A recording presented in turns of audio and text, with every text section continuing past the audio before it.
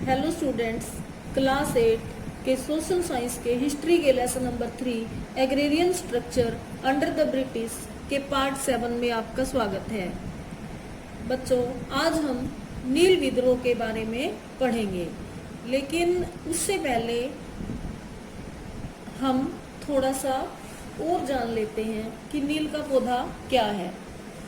नील का पौधा एक ऐसा पौधा है जो एक चमकदार नीला रंग उत्पन्न करता है और इस पौधे का प्रयोग यूरोपीय व्यापारियों द्वारा कपड़े को रंगने के लिए किया जाता था। इसलिए इस पौधे की यूरोप में बहुत ज़्यादा मांग थी।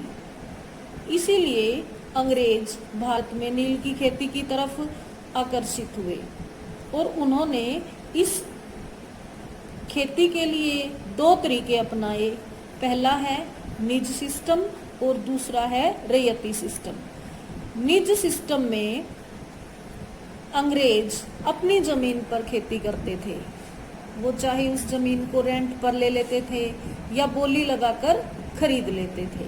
और रैयती सिस्टम में किसानों की जमीन पर खेती की जाती थी और नील की खेती करने के बदले में अंग्रेज उन्हें कम ब्याज पर नकद मुहैया करवाते थे। लेकिन इसके नुकसान क्या हुए कि जो नील की खेती है वो उपजाऊ भूमि पर ही की जा सकती थी और नील के पौधे की जड़ें बहुत ज़्यादा गहरी होती थी और वो भूमि की उपजाऊ शक्ति को समाप्त कर देता था। तो इसलिए किसानों ने इस खेती का विद्रोह करना शुरू कर दिया। और दूसरा जो रैयती सिस्टम था, उसमें अंग्रेज किसानों को ऋण देते थे कम ब्याज पर और उसके बदले में वो उम्मीद करते थे कि किसान अपने नील की फसल उनको ही बेचे। जैसे ही किसान अपनी फसल बागान मालिक को बेचता था, वो उसे दूसरा ऋण दे देता था। इस प्रकार कभी न समाप्त होने वाले कर्ज का सिलसिला चल पड़ा और किसान कर्ज के बोझ तले दबते चले गए। तो इस तरह से किसान इससे बिल्कुल दुखी थे। तो उनकी भूमि बंजर होती जा रही थी और दूसरी वो कर्ज में डूबते जा रहे थे। इसलिए उन्होंने नील की खेती करने से मना कर दिया। अब हम आगे पढ़ेंगे। स्टार्ट ऑफ द रेबिलियन, विद्रोह की शुरुआत। In 1859 the ryots in Bengal joined their hands together and refuse to grow indigo anymore. 1859 में रैयतों ने नील की खेती करने से इनकार कर दिया। The rebellion started in the Govindpur village of Nadia district under the leadership of Digambar Biswas and Vishnu Biswas and soon spread to almost all districts of Bengal। विद्रोह नादिया जिले के गोविंदपुर गांव में दिगंबर बिस्वास और विष्णु बिस्वास के नेतृत्व में शुरू हुआ और जल्दी ही बंगाल के सभी जिलों में फैल गया। The ryots attacked the indigo factories with swords, spears, bows and arrows। रैयतों ने तलवार, भाले और तीर कमान लेकर नील की फैक्ट्रियों पर हमला कर दिया। The peasants went on strike and also collected funds to fight court cases that had been filed against them by the planter। किसान हड़ताल पर चले गए और बागान मालिकों ने उनके खिलाफ जो मुकदमे दायर किए थे उनसे लड़ने हेतु उन्होंने कोष संचित किए। The zamindars of the village were also unhappy with the growing interference of the planters in their village.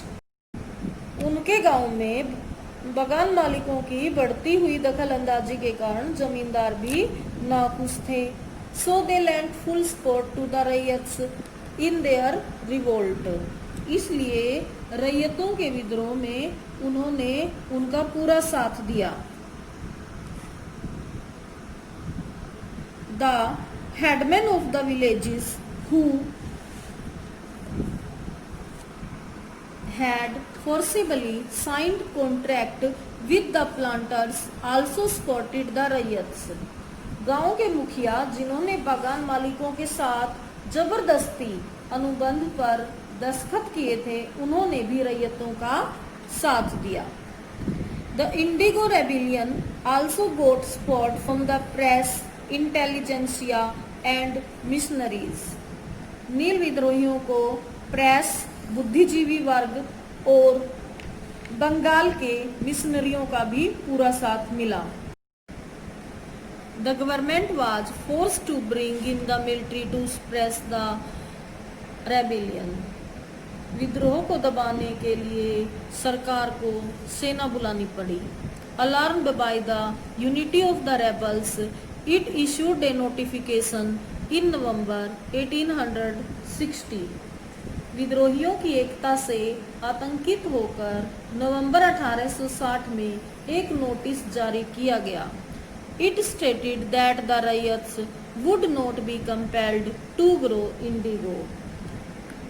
इसमें कहा गया कि रैयतों को नील उगाने पर मजबूर नहीं किया जाएगा. All disputes related to this matter would be settled by the legal means. इस मामले से संबंधित सारे झगड़े कानूनी तरीके से सुलझाए जाएंगे. It also set up an Indigo Commission in 1860 which was to investigate the entire system of indigo production and the plight of the ryots. 1860 में नील उत्पादन व्यवस्था और रैयतों की दुर्दशा की जांच करने के लिए एक नील आयोग बनाया गया. The commission found the planters guilty and accused them of resorting to harsh methods for increased production. इस आयोग ने बागान मालिकों को दोषी पाया और उत्पादन बढ़ाने के लिए कठोर तरीके अपनाने के लिए उनकी आलोचना की गई. The commission gave the ryots the right to refuse any future indigo cultivation. आयोग ने रैयतों को अधिकार दिया कि वे चाहे तो नील की खेती बंद कर सकते हैं. Thus, indigo production ceased in Bengal and the planters gradually shifted their base to Bihar and UP. इस प्रकार नील का उत्पादन बंगाल में धराशायी हो गया और बागान मालिक धीरे धीरे बिहार और उत्तर प्रदेश में स्थानांतरित हो गए. In the late 19th century, synthetic dyes were discovered, which severely affected the business of the planters. 19वीं सदी के आखिर में कृत्रिम रंगों का निर्माण होने लगा था. इससे बागान मालिकों के व्यवसाय भी बुरी तरह प्रभावित हुए. Still, indigo continued to be produced in Bihar. फिर भी बिहार में नील का उत्पादन होता रहा. In 1917, when Mahatma Gandhi returned to India from South Africa, he visited Champaran on the plea of a peasant from Bihar. 1917 में जब महात्मा गांधी दक्षिण अफ्रीका से भारत लौटे तो बिहार के एक किसान के निवेदन पर उन्होंने चंपारण का दौरा किया. Deeply mourned by the condition of the indigo cultivators, there he launched the Champaran campaign, which ultimately brought relief for the peasants. Champaran आकर नील किसानों की दुर्दशा देखकर उन्होंने बागान मालिकों के खिलाफ चंपारण आंदोलन शुरू किया, जिससे आखिरकार किसानों को काफी राहत मिली. बच्चों, आज हम लेसन इतना ही पढ़ते हैं. अब हम इसमें से जो क्वेश्चन बने हैं वो पढ़ेंगे. Question number 1. Name two systems of indigo cultivation. Answer. There were two main systems of indigo cultivation. Number 1, Nij system. Number 2, Rayati system. Question number 2, what was Nij? Answer, cultivation of indigo on planters on land was called Nij. Question number 3, what was Rayati? Answer, cultivation of indigo on Rayat's land was called Rayati. Question number 4, when did the Blue Rebellion take place? Answer, in March 1859. Question number 5, when did Gandhiji visit Champaran? Answer, in 1917. Question number 6, why did Gandhiji visit Champaran? In 1917. Answer, in favor of the indigo growing peasants. Question number 7, when did the Indigo Commission set up? Answer, in 1860. Question number 8, why did the Indigo Commission set up? Answer, to investigate the entire system of indigo production and the plight of the rayat. Question number 9, why was indigo being used?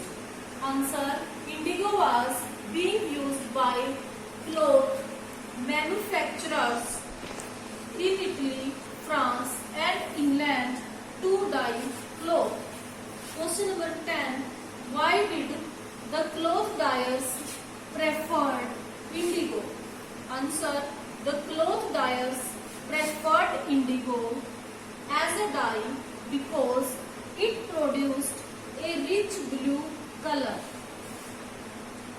बच्चों, आज के लिए